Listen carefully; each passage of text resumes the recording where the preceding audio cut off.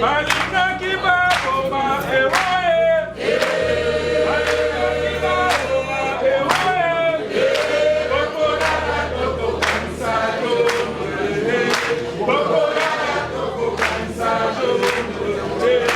bon, t'es maintenant bien été. MLP! C'est la victime! MLP! C'est la victime! MLP! C'est la victime! C'est la victime! C'est la victime! Sans sacrifice! Pas de changement! Sans sacrifice! Pas de changement! Sans sacrifice! Pas de changement! Soko ezalaka te bazokamba mboka na ligne ya Papa Tshisekedi eke tokaboni na bango à ce moment-là il faut zandoki po ete est-ce que mboka ezokamba nzia Papa Tshisekedi Papa Tshisekedi aza kosala badétournement mbongo Papa Tshisekedi azosala baimpunité Papa Tshisekedi azaki lokuta Papa Tshisekedi aza koyiba eza bantivale azaki bantivale Papa Tshisekedi abundisaki azaki dictateur. Donc makambo oyo batangi ya mwana oyo awuti na PPRD Peter Kazadi eza mawa mpona tanga. D'abord Peter Kazadi eza mpasi mpona répondre je crois que bacombattant barépondaki mais par respect na journaliste ntango tozotanga Papa Tshisekedi Peter Kazadi azalaki Peter Kazadi moto aye na ye na UDPS Jekobeya ya Force du Progrès na 2011 nyonso wana aza na kati ya UDR aza na kati ya PPRD azalaki liboso botuna azalaki conseiller na cabinet ya Charles Okoto PPRD aye kokota na cabinet ya komonena Ngoyi Kasange nde babebani kuna mobango. Donc en réalité moto aye na ye na UDPS eza Jekobeya il est en vie. Alors botuna nani combat ya Frank Diongo nde boye est-ce que ça vraiment combat ya mosala combat ya mbongo Papa Tshisekedi aza kopesa mosala nini osoboka Papa Tshisekedi biso mosala to mbongo mais comment j'ai sacrifié toute ma vie mpona kosoutenir Papa Tshisekedi tozolanda na ntambola na ye mingi nakoloba mebeleli parti ona na gera te mais bazoorganize omoni baprojet ya boye mpona bamembre bacontribue. Donc soki ezalaka mpona koluka mosala to mais pendant depuis non accepté les lots pour ceux qui ont fait un envoyé ministre to PDG to andima alors c'est-à-dire que mais moto ya yebi ke na Kinshasa muto appelle ça mot des enfants djongo vous pensez que ba offre dans la carte ba offre ti na prison ozolanda na kotangira bino quelque batu oyo régime ya suka oyo batindaka mpe na boya avant tokende na dialogue intercongolais na 2001 premier deuxième gouvernement ya Kabila Théophile Bemba azaki turkabe ya Kabila il est en vie ntango akonsulte nga nazalaki nga moko te ozalaki na Diomi Dongala il est en vie na boya kozwa ministre depuis 2001 ça fait 21 ans sala nyonso mpe senga bacondition solingi otika Tshisekedi oya epa Kabila ndibosa mosana ye chef Kidondo aza sénateur mutu na ye baza en vie na boya na continuer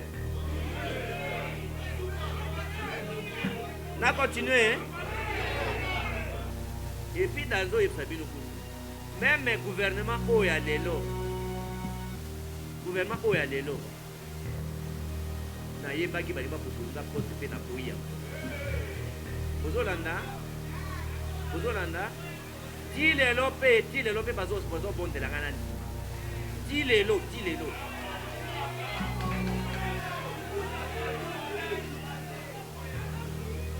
ozolanda basololi na politicien moko ya monene awuti na poto batinde aya kobondelanga na ndima nazonga toyokana na boyi parce que leki nanga Peter Kazadi il n'est pas l'ami du président comment on appelle ça aza petit à président ozolanda natangaki bacamarade Abel Koula Sami Badiba c'était un ami du président ozolanda l'honorable oyo directeur général Guy Mwanavita il est l'ami du président mibale wana baza ba député national ba sénateur na ndenge ba parlementaire il faut na mali ba dire ça na ba oyoki bango ba répondre donc ils ont besoin de faire ça d'ailleurs sikoyo baza problème munene pour ba makambo eza ya monte toye kotika bato na mokili te tozo organiser que to gagner élection et puis to battre ba parti politique nyonso nayoki maboko bien te. Donc,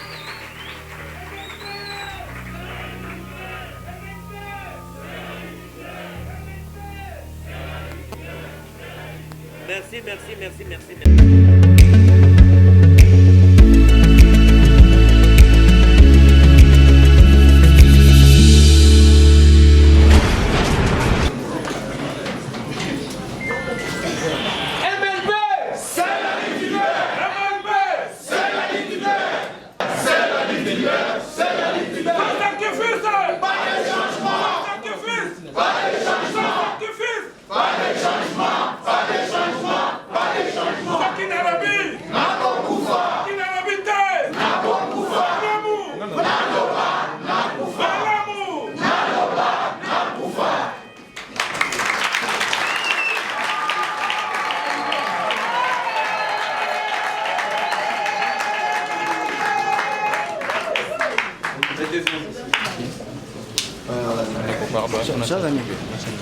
Nous allons commencer notre programme. Nous sommes en direct, s'il vous plaît. Nous allons commencer par l'hymne national. Nous vous prierons de venir vouloir mettre debout pour honorer l'hymne national. Et tout Congolais, unis, deux. Congolais, unis par les sorts, unis dans l'effort pour l'indépendance. Et son enfant, longtemps couvé, et pour les bons, prenons le plus bel élan dans la paix au pardon. Allez la paix, nous bâtirons un pays plus beau qu'avant, dans la paix citoyenne. Entonner l'hymne sacré de notre solidarité, fièrement saluer l'emblème de Congo, au pays Congo, bien-aimé Congo, nous peuplerons ton sol et nous assurerons ta grandeur. 30 juin, pour nos soleils, 30 juin, du 30 juin, jour sacré soit le témoin. Et nous lèvons à notre prospérité pour toujours. Merci. Bonsoir.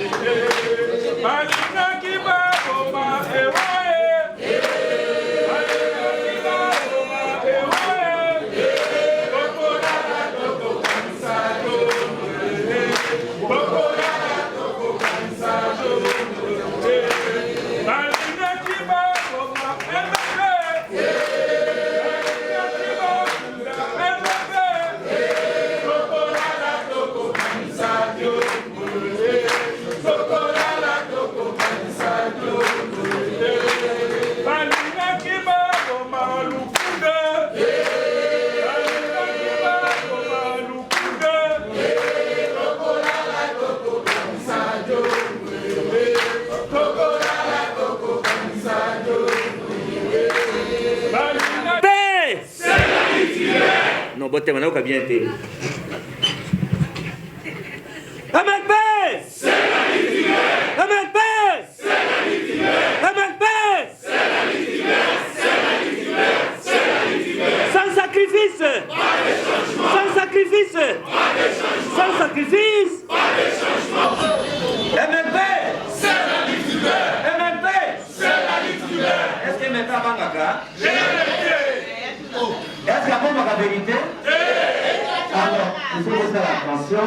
Ce qu'on faisait là-bas, journaliste, et candidat tout la moutuna, au petit jeunesse à tout la moutuna. Ils ont fait des presse. Vous avez mais, ce qu'on journaliste, candidat tout la moutuna, petit cartona. Vous avez la tolérance. La tolérance, vérité, va se voir. Est-ce que vérité, c'est pas avec qui? Vérité, ça va être Zambé. Allez, vous avez la calme, vous avez journaliste, Alouba, ou la Zanango. C'est pas lui, ma journée, c'est Milan et Amouko. Moi, ça fait 25 ans, naïbier. Patience, vite avec vous, de quoi il peut venir négocier. La bouille après, elle la même chose. Aux affistrés, opinion qui est les gens qui le président on dit le roi de Kouta Nitoyeba, ma campagne, qu'est-ce que au long de Tshisekedi pour la poste ou bien par conviction? Merci. Christian Kende, politico-conseiller. Président Fabiongo, photo na yo, na Jama Kaboul, et ça la baisse na toile. Mais tu es battu, et l'autre niveau sur le na Jama Kaboul, tu es battu les contenus. Tomanda Sikoyo pour répondre les 4 autres questions, non, les 5 autres questions. Alors, question à Liboso, il y a le journaliste Eric Wemba. Bolanda. Normalement, combat Otozanango, Tina Bitumba, Otozanamboka, je crois que Bato ba répondant et belé Bato a parti, charge Nazanango et Amboka. Bitumba Namboka, ils ont passé Nakita pour répondre na ba bêtise mususu oyo nayoki awa. Ozolanda, mais pour respecter ba journaliste na Omeka, professeur moi message mouké. Na message on a pesaki nazalaki clair. Ngai nazali Etienne Tshisekediste. Ngi Kolobake, Lumumbiste Etienne Tshisekediste. Vous voyez que papa Etienne, meeting na ya Liboso, na 88, attaqué on a Kongabi, na le 17 janvier, jour le Mouba Koufakide. Donc ça dit que papa Tshisekedi continuait les combats à Lumumba. Vous voyez que papa Tshisekedi a zaki na MNC dans les années 60. Ils ont dit que vous pouvez pas dire la programme. Na yango donc, nazali compagnon ya papa Tshisekedi, c'est-à-dire que nous donc nazali héritier, gardien du temple, biso nyonso atikeli mutu moko te ke oyo nde atikeli héritage. Donc bana nyonso bakorevendiquer, mais population bakojuge mwana na bizaleli na ye. Ozolanda, héritage ya papa Tshisekedi, eza héritage ya bato ya parti na ete, eza héritage ya famille biologique na ete, eza héritage ya province d'origine na ete. Congolais nyoto mutu nyonso ya mokili alandi papa Tshisekedi akoki korevendiquer soki aseli bizaleli na ye. Bomonaki président ya Tunisie aye awa alobi aza Lumumbisi. Bobosani président ya Tunisie alobi ye aza Lumumbisi, donc ye aza Lumumbisi. Bolandaki président Mbeki alobi ye aza Lumumbisi.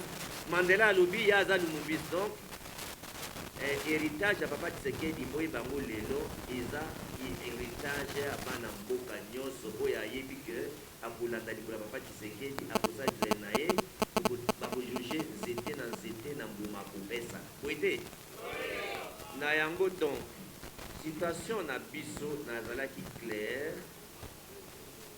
na mokuse biso tolobaki na président de la république et yo moto ozwi pouvoir te ezali ezwi Tshisekedi ezwi pouvoir ondimi yo mpona kombo ya papa Tshisekedi. Dès lors que pendant plus de 3 ans et demi na philosophie ya papa Tshisekedi na schéma papa Tshisekedi asali nde tosali évaluation nde bazokamba mboka tomoni te nzela wana eza nzela ya lumumba te nzela papa Tshisekedi te yango nde tokabwani na président de la république na ndenge na bango ya kokamba mbokanga te to biso na bango eza rouge mpo na ligne ya Tshisekedi mpona bato oyo bolanda soko ezalaka te bazokamba mboka na ligne ya papa Tshisekedi eke tokaboni na bango à ce moment là il faut zandoki boye te bino nyonso boyebisanga est ce que mboka ezokambama na nzela papa Tshisekedi est ce que mboka ezokamba nzela papa Tshisekedi papa Tshisekedi aza kosala badétournement mbongo papa Tshisekedi azosala baimpunité papa Tshisekedi azalaki lokuta papa Tshisekedi aza koyiba eza bantivale azalaki bantivale papa Tshisekedi abundisaki azalaki dictateur donc yango nde biloko wana nde tobundisaki nde tozobundisa ozolanda okosala politique ya papa Tshisekedi te na bato oyo tobundisaki na ye donc ntina oyo tokabwani na président Tshisekedi na ensemble ya gouvernance na ye yango wana makambo oyo batangi ya mwana oyo awuti na PPRD Peter Kazadi eza mawa mpona tanga d'abord Peter Kazadi eza mpasi mpona répondre je crois que bacombattant barépondaki mais par respect na journaliste ntango tozotama papa Tshisekedi Peter Kazadi azalaki te Peter Kazadi moto aye na ye na UDPS Jacob Beya ya force du progrès na 2011 donc tous les temps tozotambola papa Tshisekedi tozobunda depuis 90 mpo nazalaki dernier prisonnier politique ya maréchal Mobutu na 97 mpo na ye kozala prisonnier politique ya Mose Kabila ntango bakangi papa Tshisekedi bazongisi na Kabeka Mwanga nyonso wana leki na nga wana azalaki te nyonso wana aza na kati ya UDR aza na kati ya PPRD azalaki liboso botuna azalaki conseiller na cabinet ya Charles Okoto PPRD aye kokota na cabinet ya komona nani Ngoyi Kasanji nde babebani kuna makambo donc en réalité moto aye na ye na UDPS eza Jacob Beya il est en vie alors botuna nanu combat ya France Diongo nde boyebi est ce que eza vraiment combat ya mosala combat ya mbongo papa Tshisekedi aza kopesa mosala nini bosoboka papa Tshisekedi apesi moto mosala to mbongo mais comment j'ai sacrifié toute ma vie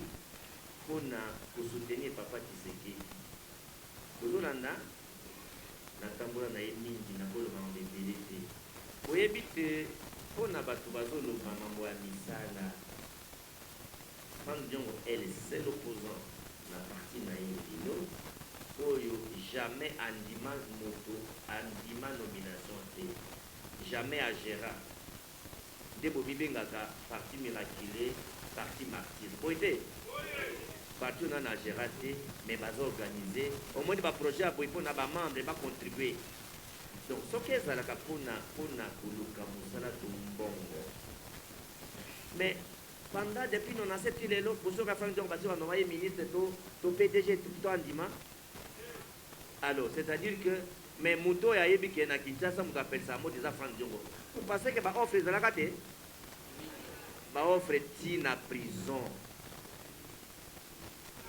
bozolanda na kotangela bino quelque bato oyo régime ya suka oyo batindaka mpe na boya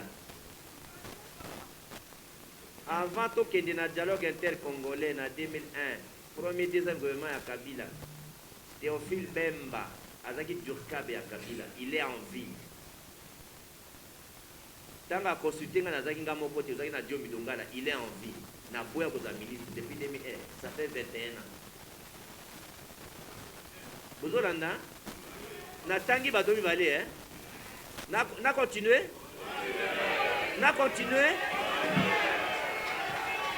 bolanda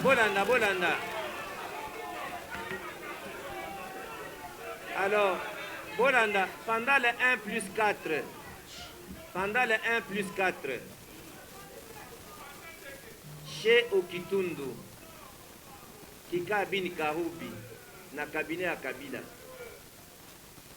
sala nyonso mpe senga bacondition solingi otika Tshisekedi oya epa Kabila Kabila ndibosa mosana ye baza chef Kindondo aza sénateur butu na ye baza en vie na boya na continuer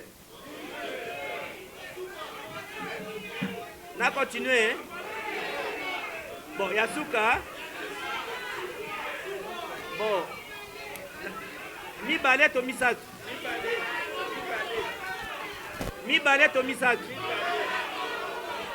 bon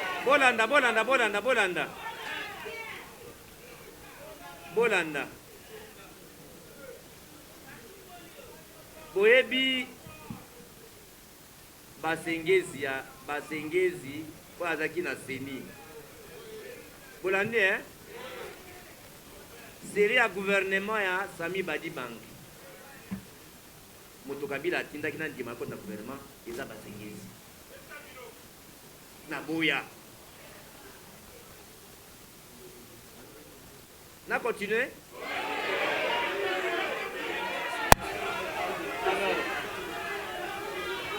alors boyebi Pasteur Mugalo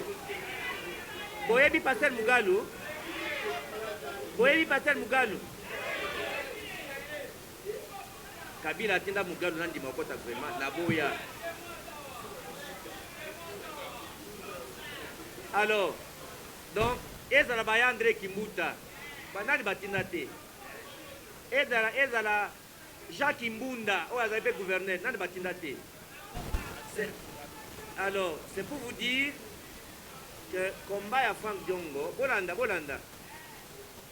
oyebi que na sacrifia bolenge na ngai nyonso mpona bitumba mboka papa Tshisekedi akoyebisanga toujours tokondima te kongo ezala pays riche avec un peuple pauvre nazwa conscience mpona kobundela mboka yebisanga nano le 17 septembre 2016 babomela biso parmi bino ntango tobino na marche 12 combattants donc toloba parmi barezo tosalisi babombardaka biso yebisanga nano mopiko ya mbongo to motango ya mbongo oyo bakopesa to mosa bakopesanga ekukana na ndenge bato bakufa ndenge elanyokwama estce ya un opposant oyo anyokwami na mboka lokola koleka Frank Diongo oyo batikala en vie.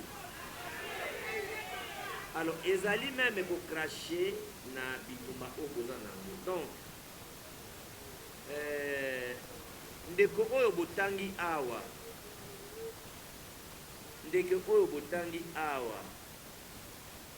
ye alobi na momusu te alobi Frank Diongo nzala piaka nde akomi bilobela kozolanda.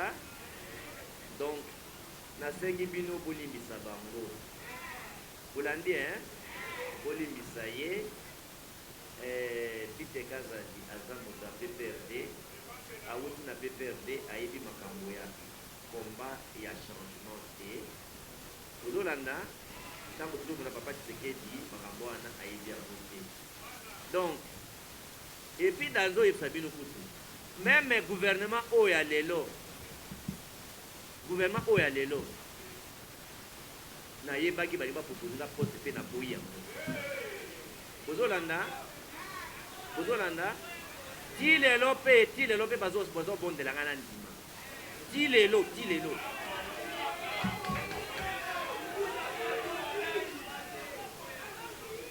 bozolanda basololi na politicien moko ya monene awuti na poto batinde aya kobondela nga na ndima nazonga toyokana na boyi.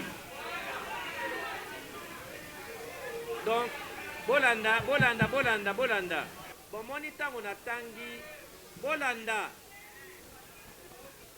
bona besoin de réponse non ntango natangaki bapoliticien oyo ya pouvoir oyo nasolaki na bango ya bote tolongwa pourquoi bato minene nyonso natangi moto moko arépondre te kaka moto natangi te alinga mipesa important ntango Frank Diongo azovana papa Tshisekedi ezala leki nanga Kabuya ezala leki nanga Peter Kazadi baza libanda ya bureau bozolanda bon ngai nasenga moto akomisanga epai ya président Félix aza na numéro na nga ngai naza numéro ya Félix naza numéro ya distingué première dame aza numéro na nga naza numéro ya mama aza numéro na nga tosana bango en direct der Kabuya ça fait 2 ans avant le gouvernement pour tozolaka te tomonanaka te bozolanda alors sikoyo bolanda est-ce que niveau naza nango nakokita epa député provincial pendant que nayebisaki bino que nazosona premier ministre hein? Parce que leki nanga Peter Kazadi il n'est pas l'ami du président aza comment on appelle ça aza petit à président bozolanda natangaki bacamarade après kola Sami Badiba c'était un ami du président bozolanda l'honorable Oyo directeur général Guy Mwanavita ya journal officiel il est l'ami du président mibale wana baza ba député national ba sénateur na ndenge ya parlementaire niveau na ngandi bakati kosolola dia sona bango oyoki bango ba répondre donc eza bato wana on fait important d'ailleurs sikoyo baza problème munene po bali makambo oyo eza ya mote koloba mabe ya Frank Diongo mpona combat eza kocrache na combat ya Papa Tshisekedi ozolanda olimbisa bango nyonso mibale oyo nyonso balobi eza lokuta ndeko journaliste oyo nyonso balobi mais botuna moto na lisu te depuis baloba na réponda yango te mpo eza niveau na ngati eza komikitisa mpo na respect na bino mpo na sila vérité na réponse na te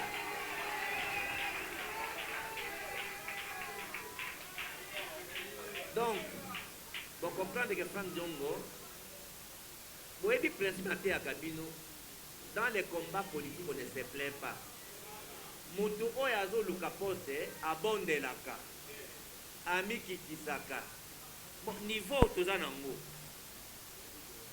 tozobondela est ce que tozobondela yoko moko mais moto aza candidat président de la république po abondela yebisa nanu moto aza candidat président de la république aza moto alinga abondela tokokende ntina suka yango nde tozwi baaction oyo d'ailleurs nayebisi bino te meeting ya liboso ntango tosala commémoration ya 17 septembre na bureau meeting ya liboso j'ai déjà parlé na secrétaire général na ndekopi ya meeting ya liboso le 17 septembre 2016 na stade ya Changu ozolanda na terrain municipal ya Changu kuna na Masina ozolanda donc nde tobandi donc MLP eza GT eza masanote eza combat question des vies ou des morts donc question wana en tout cas boye ça va dire aux journalistes ça me gêne ezokitisa na loba kombo ya bato eza lokola nazopesa valeur na bato balingi bayebana nsima kombo ya France Dongo ozolanda donc nazali mutu oyo d'ailleurs nakoyebisa bino exemple moko dernièrement tozalaka ngai Kabuya, Kaboum, 3 personnes na antichambre à président. On fait ça dans mon tête. Et puis président Yambakanga ava bango. Est-ce que vous avez donc, ils ont bilo koyo, bolibisa bango. Bali va faire importance. Mais derrière mambo na lobby, normalement il peut énerver na président na Masinae. Même bango na kati ya parti na bango eza soni mais Jacob ya mutaya na Peter Kazadi na UDPS tango Jacob aza na boloko mais Peter Kazadi na bilo na pesa mboka bisa Jacob na boloko botu na Jacob mbala liboso na amba Peter na bilo na ngai c'est pour kozwa mbongo ake do contribuer des marches abisa Jacob na prison ndolo et puis tina aza na boloko na makala nazotindela Jacob ya mbongo mpo basunga ye aza petit nanga c'est un grand combattant vous allez comprendre po bana nyonso baka Tshisekedi baza bana nanga bacombattant IDPS baza combattant nanga donc naza premier côté na IDPS Vous allez comprendre. Donc, Nazan Naraki, de mon côté, à président. Problème de zone en que Balongwe n'a dit, papa qui se dit. Donc, il y a un des que tu as rouge.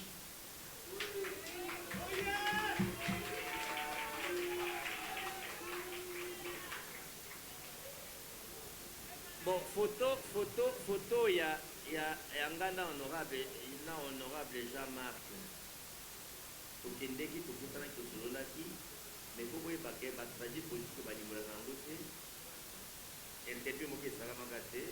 Il ne va pas tous les raisons de faire ça avec vos éléments de mon côté. Pour ça, nous le voyons et Zanine. Merci beaucoup.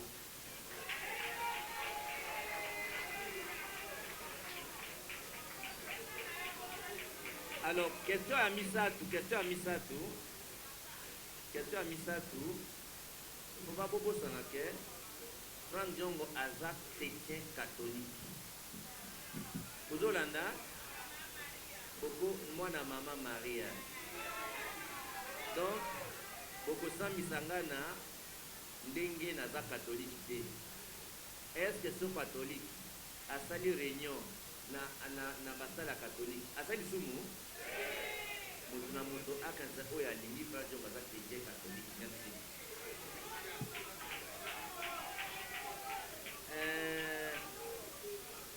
Accès à internet pour na bandeko oyo bisika internet ezate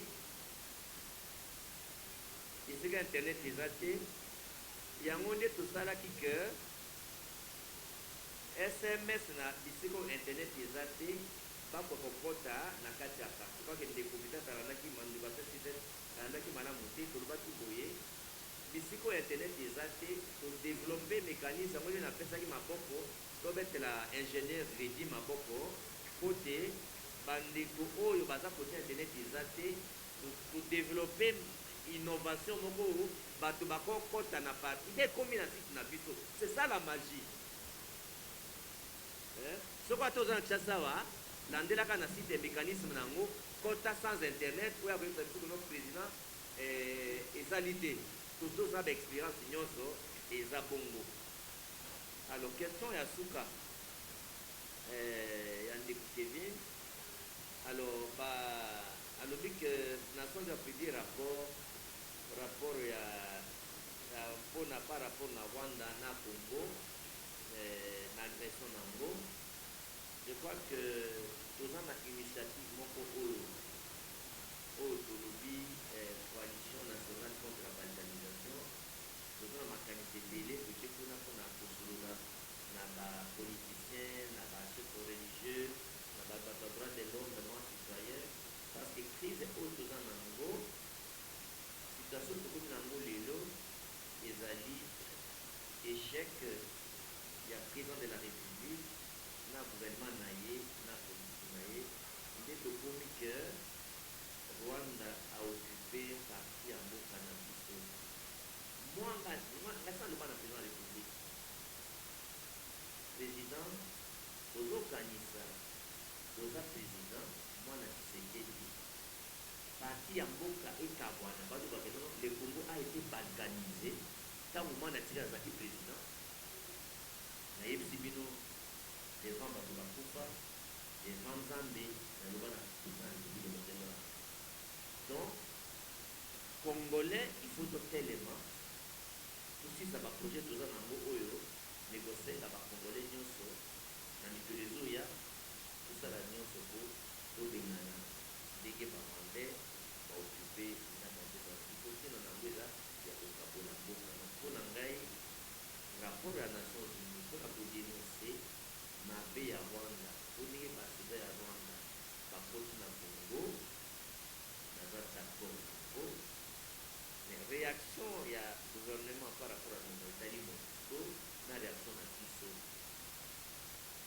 na réunion oyo tozosala oyo toza nango normalement tozosala keba kosala keba po te koluka MONUSCO bakende précipitamment ezoluka kopesa occasion le pouvoir afficher baélection sans témoin kokeba eloko wana il faut mikatoza nango il faut que Nations Unies va qualifier mandat ya Monisco parce que ndenge eza boye Monisco ebimi lokola agent ya balkanisation ya mboka ezosunga mboka ekufa baza inefficace donc mpo na biso na toleve option na kati ya parti te mais mpo na nga moko kasasa ngo na sikoyo eza ke 1 Monisco bakoloba avant élection 2 pas changer mandat nango parce que mandat ndenge eza boye ezotasa lokola bazosala eloko moko te mpona intérêt ya population donc il faut pas changer bango mandat mais il faut batala ndenge président Tshisekedi akoperde baélection donc parce que toki kozala te ntango tokende maponami sans témoin na Nations Unies mpo baza témoin mais bachanger bango mandat parce que ndenge mandat basala na composant baza nango ebimi lokola baza bacomplice bazopesa réponse moko te na face ya bana mboka comment po toyakende oloba nono M23 baza na armement koleka ya Monisco aza na armement koleka ya gouvernement est ce que eza normal na ndimi ndenge balobi ke pote balongola ye akende nga mpe naza d'accord nango il faut akende mais ke Monisco akende ava élection eza butambo podi bango te bachange ka mandat bazala me baakompagne Congo na makonami pour de sorte que eyokani bovanda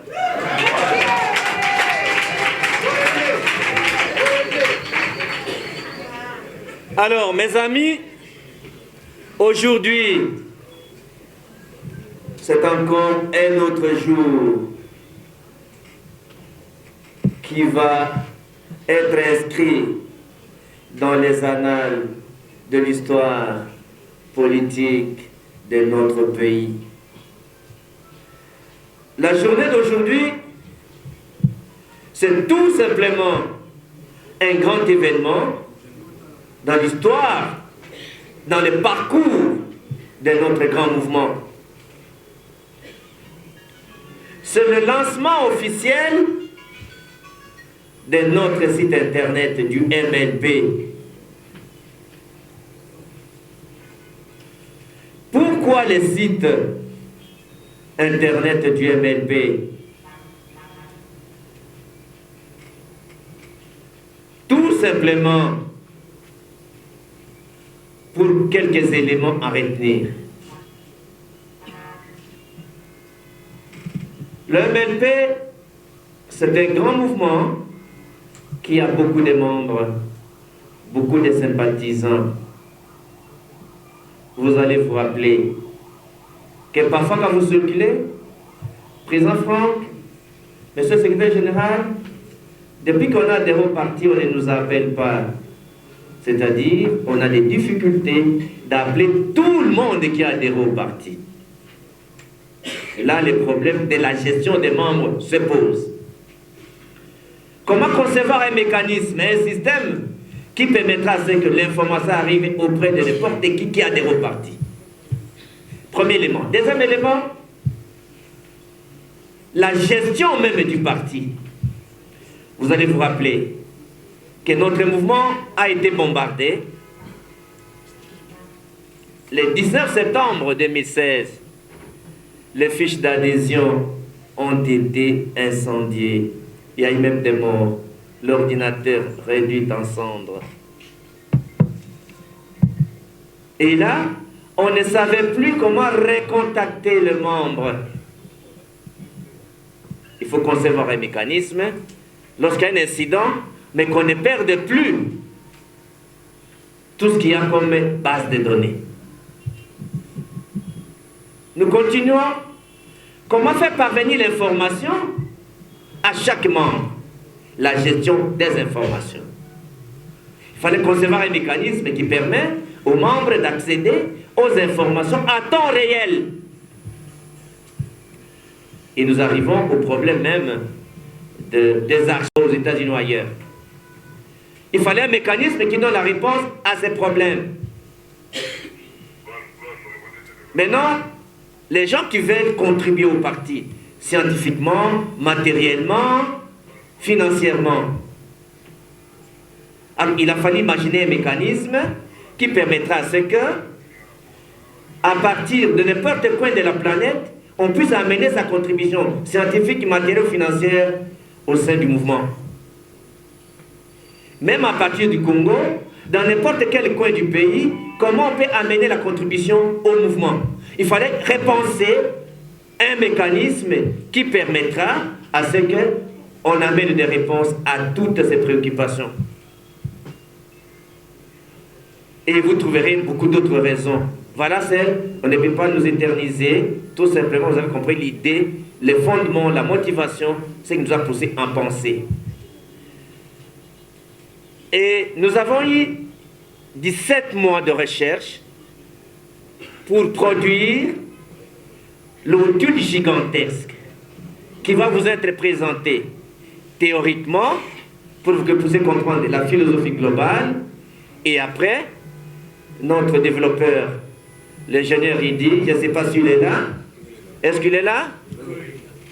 Alors, l'ingénieur Ridi, qui est le grand développeur, qui a permis à ce que pendant 17 mois, on essaie de travailler nuit et jour pour produire l'œuvre gigantesque, les grands sites que vous allez voir dans trop peu de minutes. Voilà un peu quelques éléments de la motivation que vous trouverez. Donc, la problématique même de l'adhésion des membres. Beaucoup de gens veulent adhérer au mouvement, ils sont à l'intérieur, ils sont à l'extérieur. Comment nous rapprocher des membres pour faciliter l'adhésion, pour éviter que les membres doivent se déplacer au bureau du parti pour adhérer? On a essayé de résoudre tous ces problèmes et nous rapprocher, bien entendu, de combattants et combattantes. Donc, le site internet qui va vous être présenté, c'est un site internet tellement dynamique, sécurisé, fiable et crédible. Ce site contient pratiquement 8 menus, ou rubriques, ou fenêtres, tout ce qu'on peut l'appeler. Vous avez, je vais citer en désordre, premier élément, par exemple, qui sommes-nous? Les gens qui veulent comprendre le MLP, qui sommes-nous? Dans cette rubrique-là, vous aurez des sous-rubriques. Dans qui sommes-nous? Il y a des sous-rubriques que vous trouverez là-bas. Vous allez trouver les projets de société, l'historique du parti, tout ce qui est lié à l'identité ou à la compréhension du parti, vous trouverez là-bas. Qui sommes-nous? Vous pouvez comprendre l'MLP, dans qui sommes-nous, vous trouvez ce qui vous intéresse. Vous allez par exemple, organisation. Dans l'organisation, quand vous entrez dans cette rubrique-là, vous trouverez toutes les structures nationales, provinciales ou fédérales, locales, toutes les structures liées ou même les structures affiliées. Les sous-fédérations, dont vous entrerez là-bas et vous comprendrez. Il y a l'autre rubrique, par exemple, impliquez-vous. Ça, c'est pratiquement le cœur. Dans impliquez-vous, vous allez trouver des sous-rubriques. Et même dans les sous-rubriques, vous allez trouver encore d'autres sous-composants dans les sous-rubriques qui seront là. Dans impliquez-vous, vous allez trouver par exemple j'adhère. Et dans j'adhère, vous allez trouver comment on adhère par Internet. Parce que nous devons résoudre les problèmes d'adhésion. C'est-à-dire dans ces sites Internet, nous avons résolu les problèmes d'adhésion de deux manières. Pour ceux qui ont l'Internet, il y a un mécanisme, vous allez essayer ce qu'il y a comme formulaire à l'Internet, il y a une procédure. Si vous êtes dans n'importe quel coin du monde, aux États-Unis, en France, à Lubumbashi, à Kisangani et partout, on a prévu, pour ceux qui ont l'Internet, comment adhérer au parti. Vous n'avez plus besoin de venir au siège du parti ou dans n'importe quelle fédération pour adhérer. À partir de l'Internet, vous pouvez adhérer au parti. Également, parmi les innovations, donc, nous avons également une innovation, et là nous félicitons encore notre développeur. On a conçu un mécanisme génial, même sans Internet, par un simple SMS, il y a un mécanisme d'adhérer au parti, sans Internet, pour les frères et sœurs, qui soient à Kinshasa, qui soient à l'intérieur. Donc il y a un mécanisme génial où, sans Internet, vous pouvez adhérer au MLP et ça tombe directement dans notre site. C'est une plateforme formidable qu'on fait, qu'on donne à la République. Donc on a facilité les problèmes d'adhésion. Que vous ayez Internet ou pas, que vous venez au bureau ou pas, les Congolais ont la possibilité d'adhérer au MLP. Vous trouverez dans les sites plusieurs fenêtres. J'adhère, adhérer. On a également prévu un mécanisme des jeunes leaders qui sont des leaders qui font adhérer les gens. Là, faire adhérer. Là, il y a un système de parrainage.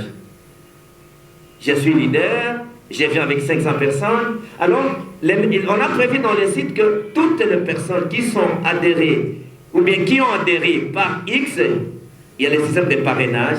Dès qu'on tape les noms, voilà, il y a un système de parrainage. Pour encourager également ceux qui adhèrent, qui font adhérer. Donc, il y a adhérer et faire adhérer. Et les formulaires sont différents. Au niveau de contribution, là, on a dit « je donne ». Alors, quand tu entres dans « je donne », vous trouverez toutes sortes de contributions. Quelqu'un peut faire la souscription pour X montant. Quelqu'un peut faire payer sa cotisation normale. Quelqu'un peut payer la contribution, ainsi de suite, tout ce qui est lié aux dons, legs et contributions. Et là, suivez-moi très bien, là des choses commencent également à être de plus en plus rapprochées des combattants, ou des cadres, ou des sympathisants. Là-bas, nous avons réussi à créer une autre innovation. C'est-à-dire, là, on n'a plus besoin d'aller donner la contribution matériellement ou directement à la caisse du parti, chez les trésoriers. Non. On va vous démontrer un mécanisme. Il y a des manières de payer dans notre site. Donc, à partir de n'importe quel lieu du monde, on peut donner sa contribution, sa souscription, et ça va arriver dans notre site. Et là, nous avons des modes de paiement. Premièrement, ceux qui ont des cartes bancaires. Nous avons conçu un mécanisme selon lequel ceux qui ont des cartes bancaires, Visa ou n'importe quelle carte à caractère international, Mastercard, American Express, ainsi de suite. On a prévu dans les sites, et tout de suite là, les développeurs vont vous montrer comment procéder pour contribuer, payer ces dons, on a besoin de donner au parti, à partir de n'importe quel point du monde, avec sa carte. Et lorsque vous payez, l'argent arrivera directement, donc la contribution ou le paiement arrivera directement dans la caisse, dans les comptes du parti. Parce que vous savez qu'un parti politique, c'est pas une seule personne qui fait sortir l'argent, une personne morale, comme dans les comptes du MLP. Il faut des signatures pour sortir l'argent dans les comptes du parti. Ça s'appelle la transparence. Et là, nous avons également les gens qui n'ont pas de carte. Il faut éviter de passer au milieu, il y a la caméra là-bas. Je vois ça gêne de la maman qui est là, elle s'inquiète. Parce qu'on fait le direct. Il y a également, mes chers amis, ceux qui n'ont pas de carte Visa. on a tout fait pour essayer de nous rapprocher. Et là, nous avons choisi les moyens congolais, africains, c'est par Mobile Money. Et pour ce faire, nous avons signé des contrats avec les 4 réseaux, donc Vodacom, Orange, Africell et Airtel, de sorte que MLP a des cartes comme des marchands. De sorte que lorsque une maman qui est à Kabé à Kamwanga, une maman qui est à Aru, un jeune qui est à Isiro, il dit dans le combat du MLP, je donne mes 1000 francs. Il n'a pas besoin de nous voir. À partir de son réseau, il donne son 1000 francs. Les 1000 francs arriveront dans notre compte. Donc, maintenant là, on ne peut pas poser la question comment soutenir les MLP, comment aider les combats de Franck Diongo, comment aider les combats du MLP. Donc, ou soit vous payez par carte bancaire, ou soit par Mobile Money. Et pour le paiement par le carte Visa, nous avons un partenaire qui est sur place dans la salle, Maxi Cash, qui est là. Je pense qu'il faut qu'il se mette pour qu'on les salue. Est-ce que Maxi Cash est là? Venez, messieurs, on vous donne la parole. Venez ici.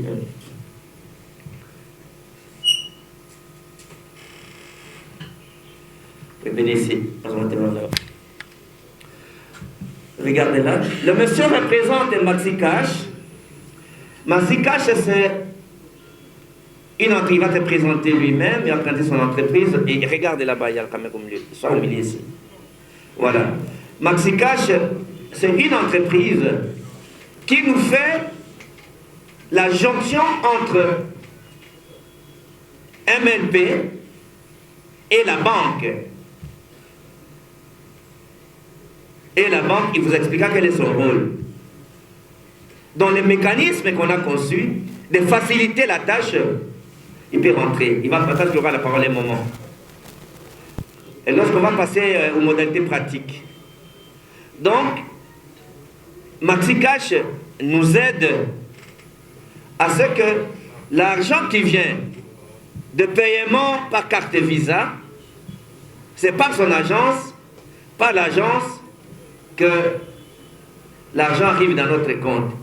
Mais dans les contrôles de traçabilité, nous avons la capacité de voir chaque fois qu'un franc est entré par le carte Visa. Nous, dans les sites, on a la capacité de voir et contrôler la traçabilité. Voilà un peu pour ce qui est du rapprochement entre l'administration du parti et la population. Parce que vous comprenez qu'il y a les soucis de rendre beaucoup plus efficace notre administration et beaucoup plus même efficiente notre administration. Ça, ce sont quelques rubriques de Impliquez-vous. D'Impliquez-vous, il y en a beaucoup, notamment suggestions. Donc nous avons laissé une ouverture au monde entier de donner des suggestions par rapport à la gouvernance du pays, par rapport à la gouvernance de l'État, par rapport à la gouvernance du parti, et par rapport à toute autre question dont on pense qu'on peut donner des suggestions, avec la possibilité d'annexer les documents qui vont nous permettre d'apprécier votre suggestion. Nous avons également dans Impliquez-vous, je m'exprime, c'est-à-dire quelqu'un peut exprimer l'opinion libre. Dans le site également, il y a la possibilité de laisser des messages qui ne sont pas une opinion exprimée, qui ne sont pas une suggestion. Là aussi, nous avons l'interaction question-réponse. C'est-à-dire, vous avez la possibilité de poser des questions au président, au secrétaire général et à toutes les autorités du parti, y compris les staffs et dirigeants. Ça, c'est quelques éléments sur Impliquez-vous. Il y a même l'Institut des sondages d'Impliquez-vous. On peut procéder à des sondages. Et quand vous entrez, et vous allez trouver tout cela. Nous avons également parmi les menus, je vais être bref parce que c'est très grand, je me limite par là, vous avez déjà une idée. Vous avez également les contacts. Il y a, dans les contacts, vous trouverez que tous les dirigeants du parti, vous allez les découvrir, il y a leurs photos, pas tout, hein. Ceux qui sont au gouvernement du parti, vous avez quelques dirigeants, les staffs dirigeants, quelques dirigeants du parti. Vous avez l'idée d'identifier quelques dirigeants du parti, les numéros de téléphone, leurs noms et leurs mails officiels. Vous aurez également le projet. Ça, c'est en dehors. Les projets, dans les projets, ceux qui posent des questions. Quelle est la vision du MLP? Vous entrez, il y a la vision du MLP. Et là, les projets, notre proposition pour la République. Vous avez compris que nous avons fait un effort de nous ouvrir au monde. N'oubliez pas que dans les sites officiels du MLP, là, on peut nous lire, on peut consulter le MLP en plusieurs langues. Plus de 10 langues, c'est-à-dire les sites de MLP peuvent être consultés en anglais. Donc, tous les sites peuvent être consultés en anglais pour ceux qui ne parlent pas français. Ça peut être consulté en arabe, ça peut être consulté en chinois, ça peut être consulté en langue de Poutine, en russe, ça peut être consulté en portugais, en espagnol, en allemand. Et pratiquement, je crois que, si je ne me trompe pas, c'est 10 à 25 langues. En Afrique, il n'y a qu'une seule langue, le Swahili. Donc, on peut consulter notre site en Swahili. C'est la seule langue africaine qui est codifiée qu'on peut consulter. Donc vous avez compris qu'on a fait beaucoup d'efforts pour faire quelque chose qui rapproche le parti à la population. Il est vrai que ça fait 17 mois, on n'a pas fini. On continue bien entendu à perfectionner le travail. Alors, quant au contact, pour ceux qui viennent de l'extérieur, qui ne savent pas comment trouver le siège national, nous avons notre site à localiser. Il y a la localisation du site, la localisation du siège. C'est-à-dire qu'à partir de la localisation, vous n'avez pas bien demandé l'adresse du siège du MLP. Quand vous êtes dans notre site, vous localisez les données de localisation, ça localise les sièges et vous allez sans demander comment retrouver le siège du MLP. Vous allez voir tout de suite là. Voilà un peu en termes sommaires. Parce que je continue à expliquer, il y a beaucoup de fonctionnalités. Je demande que je sollicite l'indulgence de l'auditoire pour qu'on passe pratiquement à la pratique. Donc, alors, si vous permettez, j'ai traduit en sommaire en lingala et on a besoin de voir. J'ai donné l'économie, mais j'ai parlé peut-être les 10e de ce que le site contient. Donc je n'ai même pas parlé des 50% de ce qui est dans les sites. Hein? Tout ça que vous comprenez que c'est très grand. Donc les gens qui vont pénétrer vont comprendre ça. Mais en lingala, de manière sommaire, les lois sont anines. Parce que le français n'a pas de beauté. Voilà.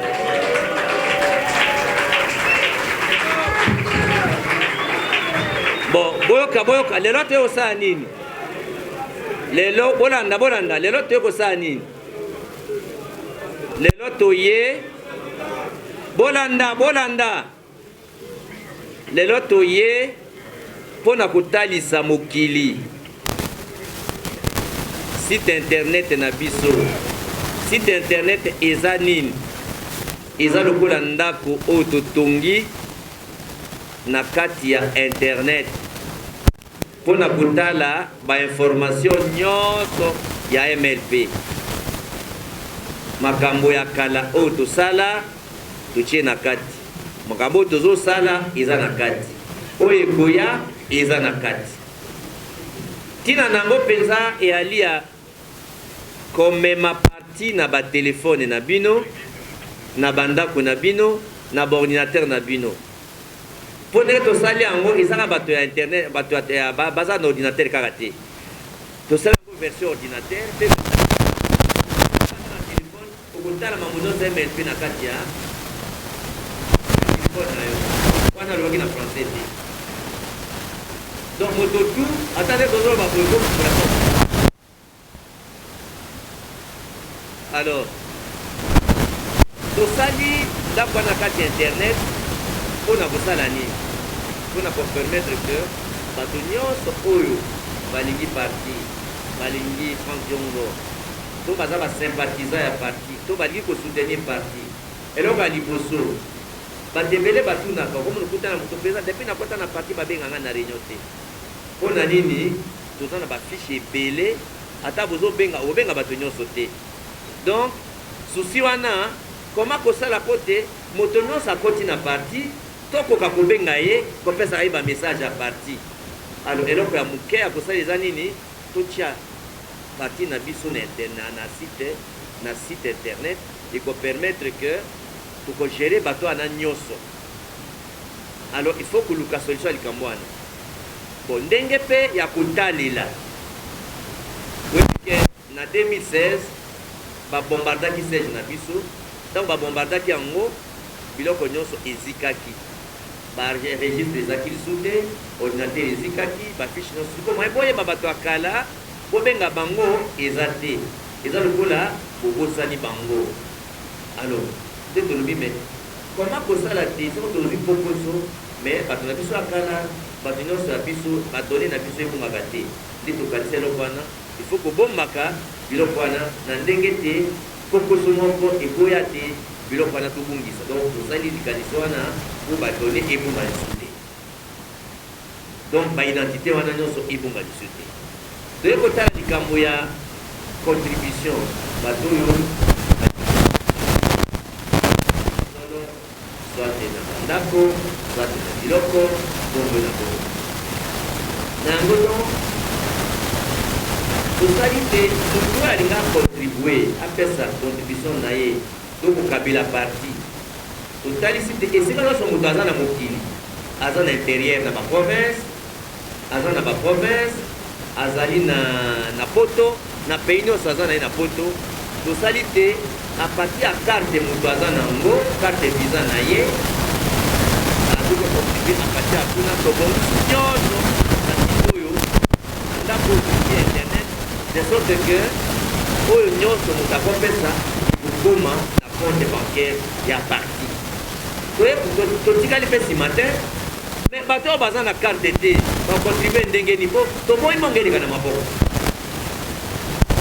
Alors ekoleka ndenge nini boyebi ke toza na basystème ekomi mikolo ya oyo babenga mobile money totinda mbongo na mpesa totinda mbongo na airtel money totinda mbongo na orange money totinda mbongo na Afrique money.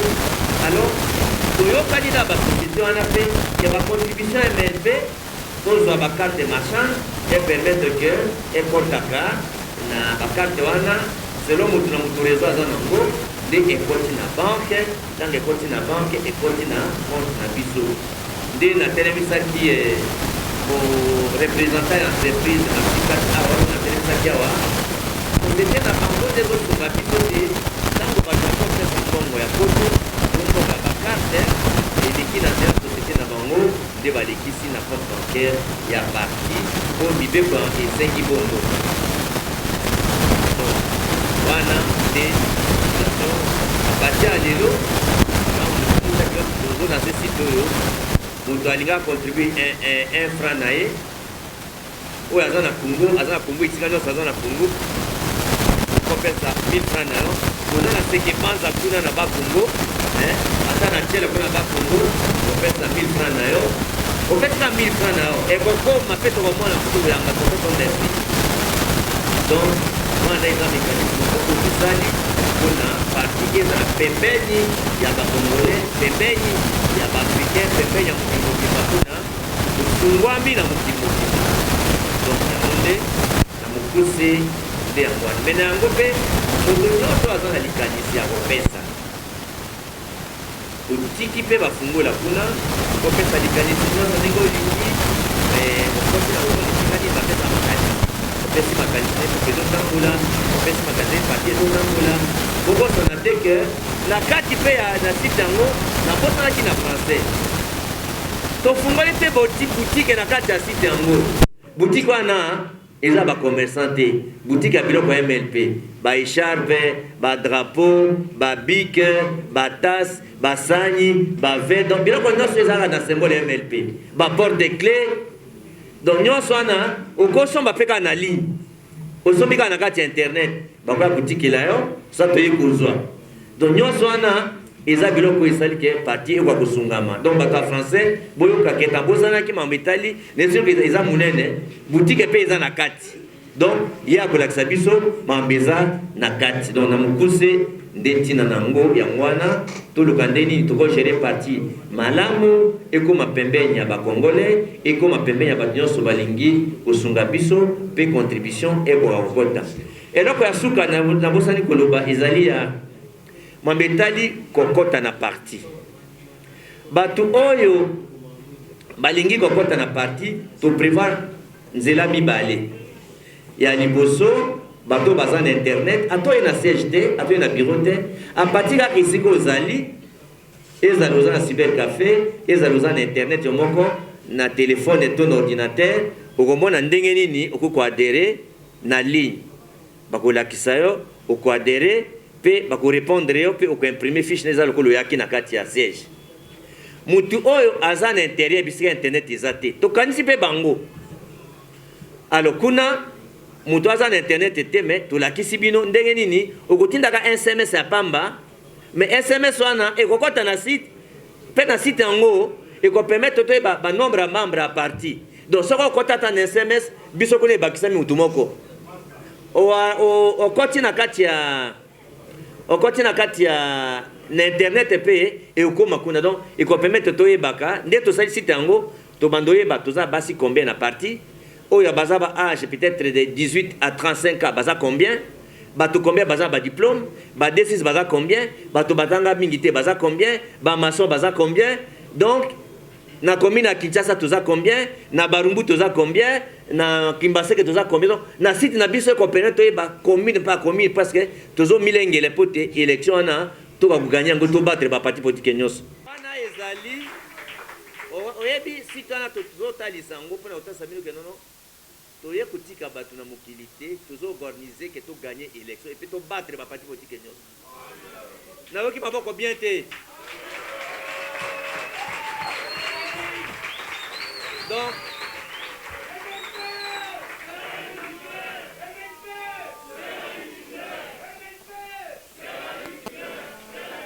merci donc na kati na noana soko sekele jena koloba kozama liloba kobakisa mais soko aza liloba te tant mieux soko aza liloba kozwa mais na mokuse wana nafungoli kaka sani ya biloko ya kolia boyoka solo na mboka mais eza ebele so na continue tokola donc po permettre ngai te moke oyo bokoyoka boyoka yango po totala na miso wana eza maloba botala site yango eza ndenge nini ozomona na site wana bokotala bafoto eza na kati ba vidéo eza na kati olinga kotala na ba vidéo okotala na vidéo toza pe na ba réseaux sociaux 10 toza pe na compte YouTube donc télévision pe internet pe tofungoli yango na kati asi donc elengi makasi pe kitoko makasi na kote koloba te na pesi maloba so secrétaire général likambo ya koloba po biso tolonga likolo tokita kuna po l'ingénieur oyo jeka bobeteli maboko makasi ingénieur oyo asungi biso ayoka susi na biso atransforme likanisi na biso akokisa yango ntango bokotala bokobeteli maboko makasi merci mingi malobi pa secrétaire général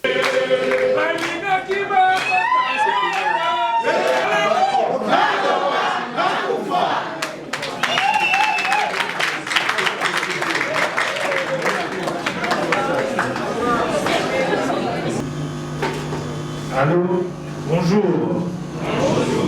Je réponds au nom d'Eridi Mavambo. Sans plus tarder, nous allons passer par la présentation de notre site internet.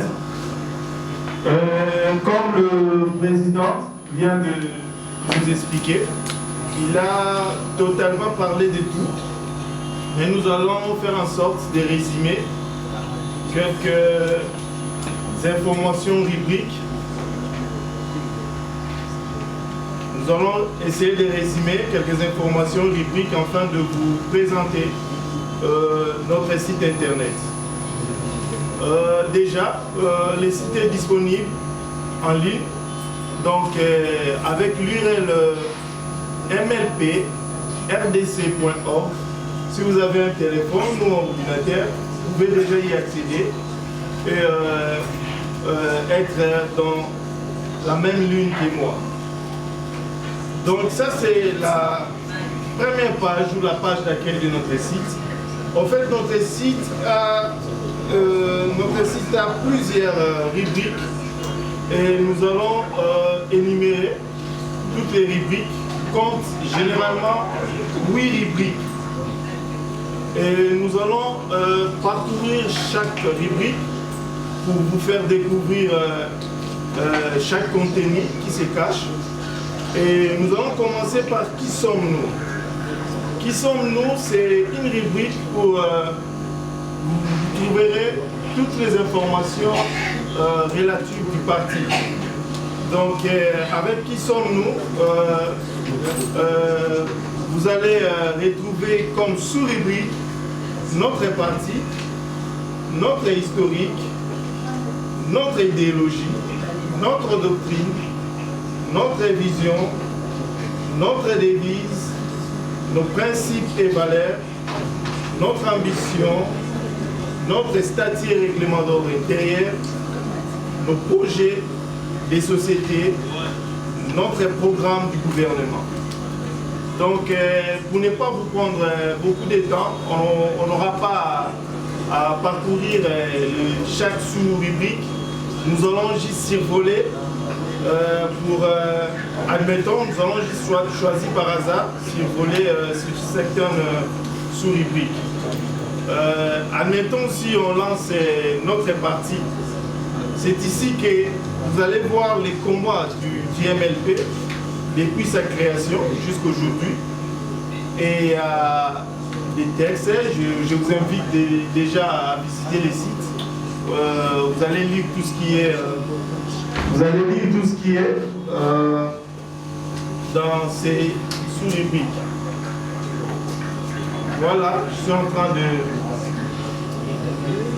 de vous présenter déjà. Ça, comme je viens de mentionner, c'est qui sommes-nous. Donc ici que vous allez retrouver toutes les informations relatives du parti. Vous allez trouver les informations, les parcours d'un vrai combat. Vous allez retrouver les devises du MLP. Sans plus tarder, nous passons par la deuxième rubrique, organisation. Maintenant, dans la rubrique organisation, vous allez trouver tout ce qui est organisation du MLP. Là, on clique pour vous faire découvrir ce qu'il y a à l'intérieur.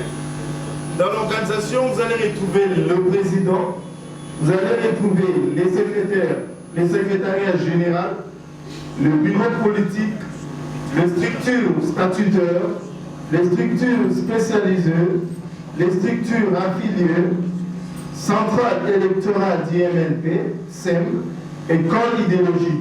Maintenant, dans tous ces sous-rubriques, il y a encore des sous-rubriques qui sont cachées, comme dans les structures statutaires, il y a des structures nationales, il y a des structures provinciales et fédérales, il y a des structures locales, il y a diaspora, représentation extérieure.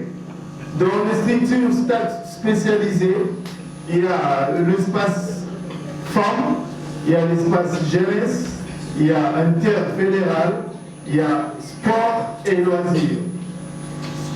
Dans les structures affiliées, vous allez voir, il y a comme des sous-rubriques, des structures affiliées, vous allez voir des ASBEL, ONG, ONGD et autres organisations. Et dans les centres électoraux du MLP, les SEM, vous allez voir la définition du centre électoral, l'organisation du SEM, le fonctionnement du SEM, campagne électorale, élection, surveillance ou observation électorale, et puis résultats et gestion des résultats. Et sans plus tarder, nous passons par la troisième rubrique, impliquez-vous. C'est ici maintenant que nous allons prendre un peu de temps pour vous expliquer